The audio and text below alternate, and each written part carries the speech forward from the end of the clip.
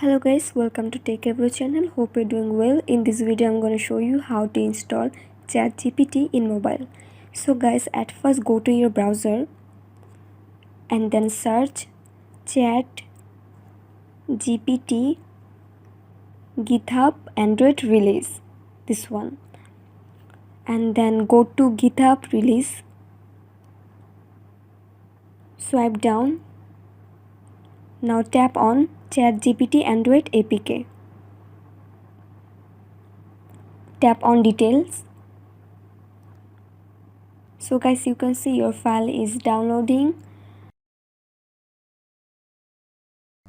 and then click on ChatGPT Android APK, file browser, and install it. Install.